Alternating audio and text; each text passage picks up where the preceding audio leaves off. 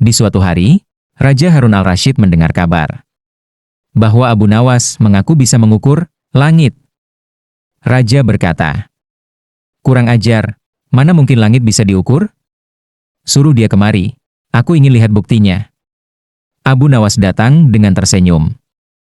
"Paduka, saya sudah membawa alat untuk mengukur langit." "Oh, mana alatmu itu?" Abu Nawas mengeluarkan tali panjang, sebatang tongkat, dan kapur. "Hah? Kau mau ukur langit dengan itu?" "Benar, Paduka. Saya hanya butuh satu syarat. Turunkan dulu langitnya ke tanah supaya saya bisa ukur." Raja terdiam sejenak, lalu tiba-tiba tertawa. "Hahaha. Dasar kau ini memang licik, Abu Nawas. Lagi-lagi kau berhasil membuatku tertawa. Baiklah, kali ini kuampuni kau. Pergilah sebelum aku beri tugas lain." "Terima kasih, Paduka Raja. Semoga langit selalu menaungi kebijaksanaan Paduka." Abu Nawas berjalan keluar istana sambil tersenyum. Raja masih tertawa kecil sambil duduk kembali di singgasana.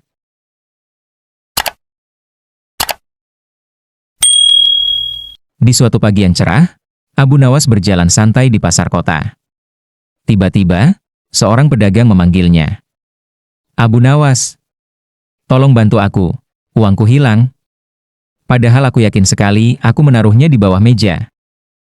Abu Nawas melihat sekeliling. Banyak orang berkerumun.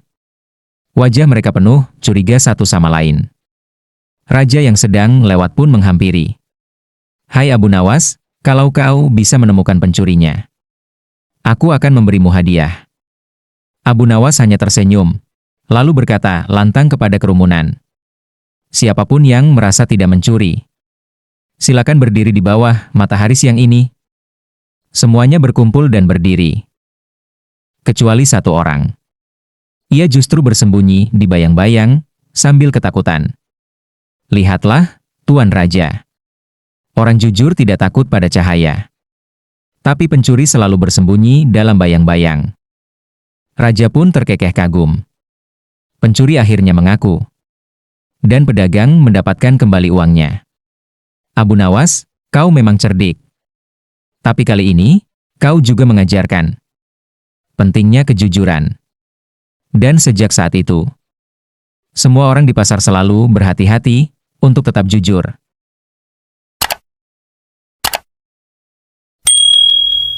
Suatu hari, Abu Nawas duduk tenang di depan rumahnya. Ia merasa lapar, tapi tetap tersenyum. Tidak lama kemudian seorang tetangga kaya lewat dan mengejek. "Kalau kau dekat dengan Tuhan, mintalah makanan. Kita lihat apakah dia benar-benar memberikanmu makan."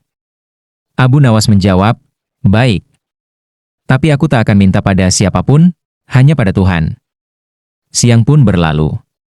Abu Nawas tetap di rumah, tak keluar, tak meminta.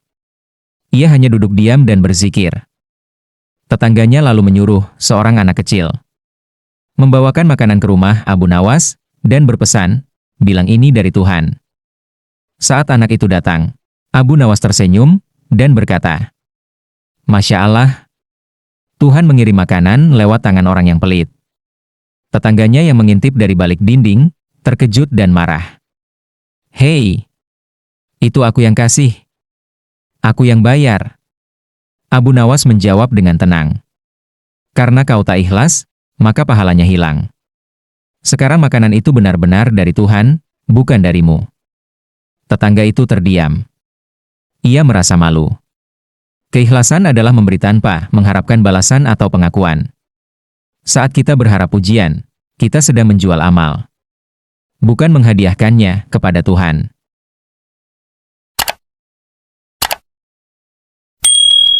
Di masa kekhalifahan Harun al-Rasyid, Abu Nawas terkenal karena kelicikannya, atau lebih tepat kecerdasannya. Suatu hari, sang raja ingin menguji kecerdasan Abu Nawas. "Abu Nawas, aku ingin kau menangkap angin dan membawanya padaku dalam ember. Besok pagi, serahkan padaku. Jika gagal, kau akan dipenjara." Kemudian Abu Nawas berkata sambil tersenyum, "Baik tuanku, besok saya akan membawakan angin ke hadapan tuanku." Abu Nawas pun pulang. Bukannya panik, ia justru tersenyum. Besok paginya, ia datang menghadap raja membawa ember kosong. Raja geram dan berkata, "Mana anginnya?" "Embermu kosong." "Tuanku, tadi pagi angin sangat kencang, aku sudah menangkannya di ember ini. Tapi begitu aku tutup, angin itu jadi tak kelihatan." Raja heran, lalu tertawa. "Haha, akalmu benar-benar tak bisa ditangkap, Abu Nawas." Raja tertawa terpingkal-pingkal, bukan karena angin di ember, tapi karena Abu Nawas berhasil mengalahkan kekuasaan dengan kecerdasan. Pesan moralnya, kekuatan bisa memaksa, tapi akal yang tajam bisa mengalahkannya tanpa kekerasan.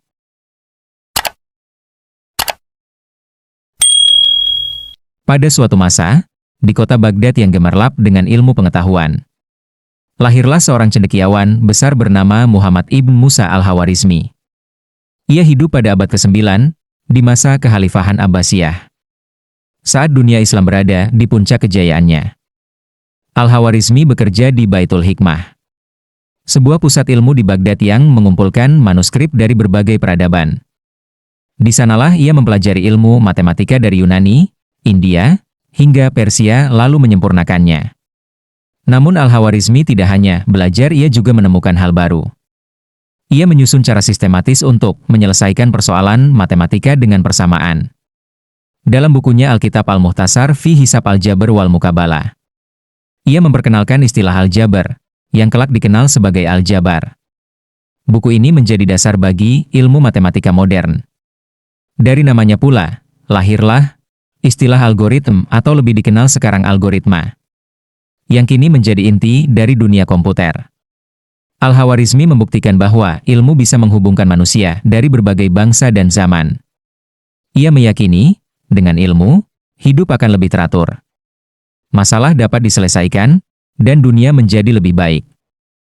Hingga kini, lebih dari 1000 tahun kemudian, warisan Al-Khawarizmi tetap hidup di setiap persamaan matematika, setiap algoritma komputer, dan setiap solusi logis yang kita temukan.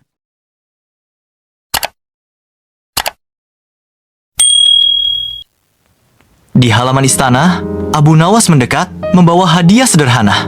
Raja duduk di atas tahtanya, rasa ingin tahu terpancing oleh persembahan yang tidak biasa. Abu Nawas, apa yang kau bawa itu?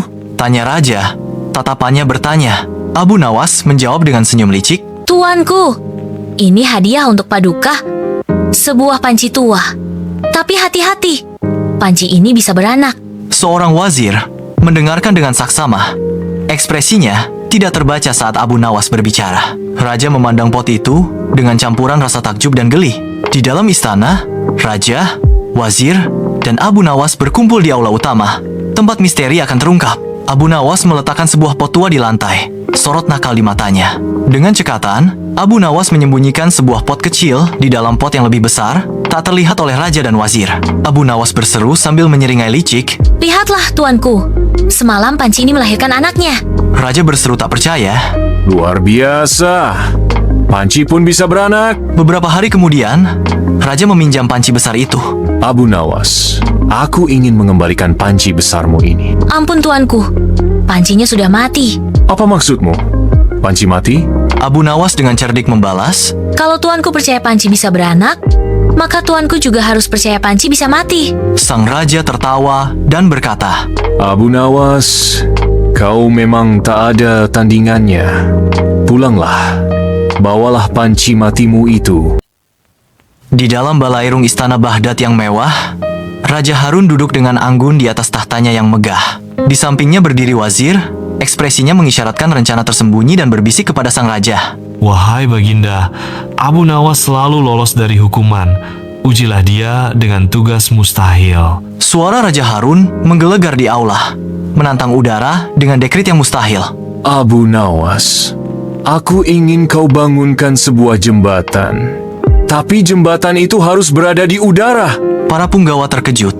Mata mereka terbelalak, tak percaya pada permintaan aneh raja. Di jantung istana Baghdad, Abu Nawas tetap tenang. Kehadirannya sangat kontras dengan bisikan yang berdesir di antara para tamu yang terkejut. Wajah wazir menjadi muram karena kekecewaan saat Abu Nawas bersiap untuk mengungkapkan pembelaannya yang berani.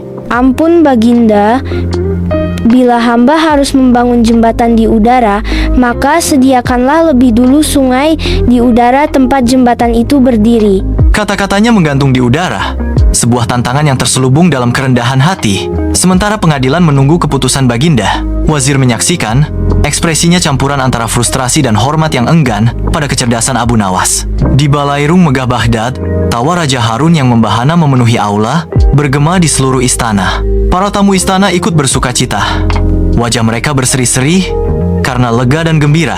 Abu Nawas, kau memang tak terkalahkan dengan kecerdasanmu. Aku tidak bisa menghukummu kali ini. Silakan duduk dan nikmati pesta ini. Abu Nawas membungkuk hormat.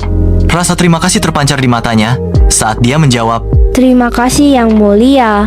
Semoga Allah senantiasa melimpahkan kebijaksanaan kepada Yang Mulia.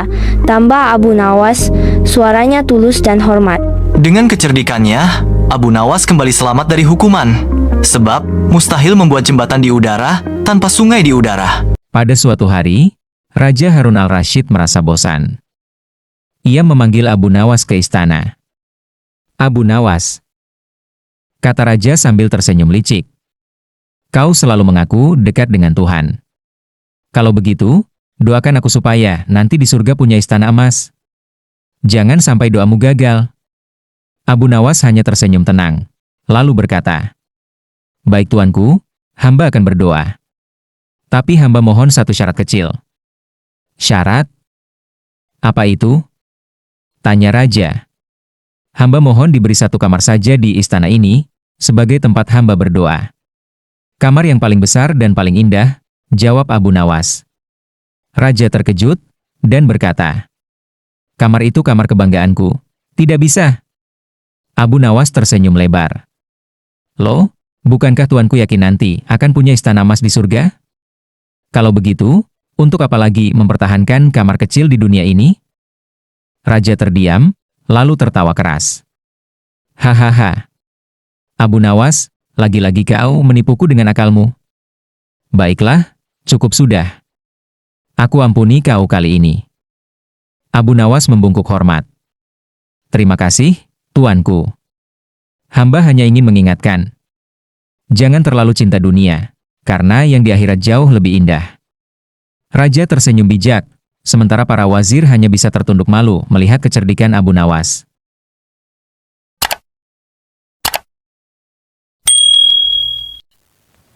Pada suatu hari, Raja Harun al-Rashid mengadakan jamuan besar di istananya. Semua pejabat, wazir, dan orang penting hadir. Namun, Abu Nawas yang lapar tak diundang sama sekali. Di bawah sinar matahari yang cerah, Abu Nawas, dengan pakaian sederhana, berjalan menuju gerbang istana yang megah. Seorang penjaga yang tegas maju. Sosoknya menjadi penghalang bagi kedatangan Abu Nawas. Hei Abu Nawas, kau tidak diundang, jangan masuk. Abu Nawas menjawab dengan tenang dan meyakinkan. Tenang, aku hanya ingin melihat keramaian. Suasana tenang yang tegang menyelimuti saat Abu Nawas berdiri teguh. Niatnya terselubung di balik keinginan sederhana untuk mengamati. Kemewahan memenuhi aula perjamuan istana, di mana kaligrafi emas menghiasi dinding dan meja melimpah dengan makanan lezat. Raja Harun duduk di singgasana berlapis emasnya. Gambaran otoritas kerajaan. Abu Nawas dengan santai menikmati pesta, duduk di kursi kosong. Suara Raja Harun bergemuruh. Abu Nawas, siapa yang mengundangmu? Dengan seringai nakal, Abu Nawas menjawab, Yang Mulia, makanan di istana ini begitu harum sehingga mengundang saya sendiri. Abu Nawas, akalmu memang tak pernah habis. Biarlah, makanlah sepuasmu. Pada suatu hari di istana Baghdad, Raja Harun al-Rashid sedang duduk di singgasananya. Di sekelilingnya berdiri para pengawal dan wazir kerajaan. Di hadapan mereka berdiri seorang lelaki sederhana, tetapi terkenal akan kecerdikan dan kelucuannya, Abu Nawas. Hari itu, sang raja ingin sekali lagi menguji kepintaran Abu Nawas. Dengan nada serius, Raja berkata, Abu Nawas, hari ini aku ingin engkau menjawab satu pertanyaan penting. Kalau engkau gagal, maka jangan harap keluar dari istana dengan kepala tegak. Pertanyaannya adalah, buktikan padaku bahwa Tuhan itu ada. Semua orang di ruangan itu terdiam. Dalam hati mereka berkata, "Ah, kali ini Abu Nawas pasti tak berkutik. Siapa yang bisa membuktikan Tuhan itu ada?" Tetapi Abu Nawas hanya tersenyum tenang, lalu berkata, "Wahai tuanku, pertanyaan ini sungguh mudah sekali. Tapi izinkan hamba bertanya dulu pada Tuan Wazir." Wazir yang sejak tadi tampak angkuh langsung berkata, "Tanya saja, Abu Nawas." Abu Nawas menatap mata sang wazir sambil bertanya pelan, "Wahai wazir yang mulia, apakah engkau punya akal?" Wazir terkejut dengan pertanyaan itu. Ia menjawab, "Tentu saja. Aku punya akal, kenapa kau tanya begitu?" Abu Nawas mengangguk-angguk, lalu bertanya lagi, "Kalau begitu, tunjukkan padaku akalmu. Apa warnanya? Apa bentuknya? Bisa kau keluarkan dan tunjukkan pada kami semua di sini?" Wazir menjadi gugup. Wajahnya memerah. Ia tergagap. "Tentu saja tidak, akal itu tidak bisa dilihat. Tapi ya ada." Abu Nawas tersenyum lebar, lalu berkata dengan suara lantang, "Nah, begitulah juga dengan Tuhan. Tidak bisa kita lihat dengan mata, tapi kita merasakan kehadirannya. Buktinya kita ada. Buktinya dunia ada. Buktinya kita bisa berpikir, karena dia memberi kita akal." Raja Harun al-Rashid menatap Abu Nawas dengan kagum. Ia tersenyum bangga dan berkata, "Sungguh luar biasa, Abu Nawas. Kau memang selalu tahu cara menjawab dengan bijak. Sekali lagi engkau membuatku kagum." Sementara itu, para wazir hanya bisa menunduk malu. Sedang para pengawal tersenyum-senyum menahan tawa. Sejak hari itu, orang-orang di istana semakin menghormati Abu Nawas. Ia tidak hanya pandai berkelakar, tetapi juga mampu memberikan pelajaran tentang iman dengan cara yang mudah dipahami.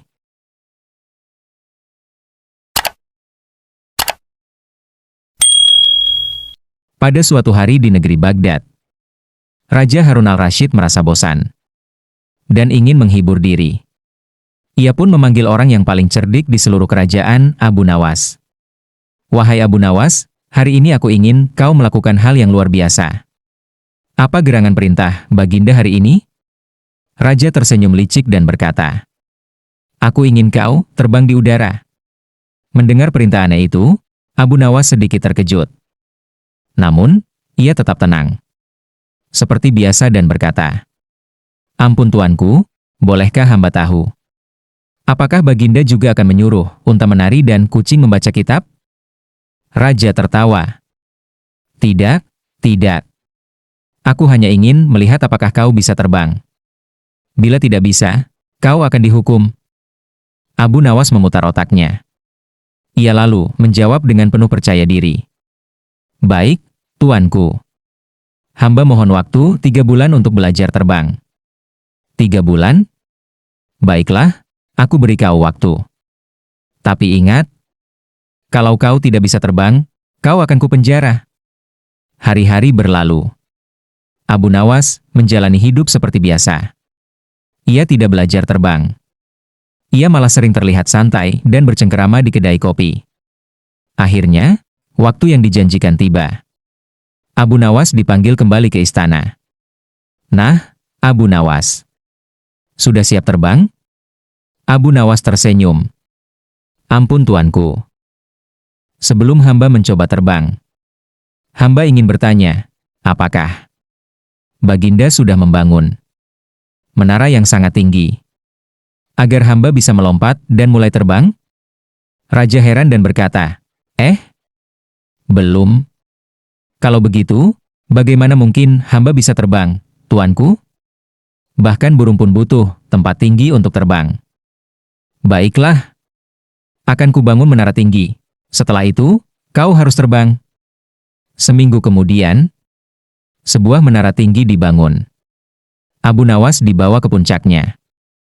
"Sekarang, terbanglah." "Sabar, tuanku, bukankah keselamatan rakyat juga penting? Bila hamba jatuh dan mati, siapa yang akan menghibur Baginda setiap hari? Jadi kau menyerah?" "Tidak, tuanku. Hamba hanya ingin berkata, Manusia diciptakan untuk berpikir, bukan untuk terbang. Yang bisa terbang hanyalah makhluk bersayap. Raja akhirnya tertawa terbahak-bahak. Ia sadar, perintahnya memang tidak masuk akal. Kau menang lagi, Abu Nawas. Tapi tunggu saja, suatu hari akan kubuat kau kehabisan akal. Hamba siap, tuanku. Selama belum disuruh menyelam di tanah. Gunakan akal sehat dalam menghadapi tantangan, dan jangan takut pada perintah yang tidak masuk akal.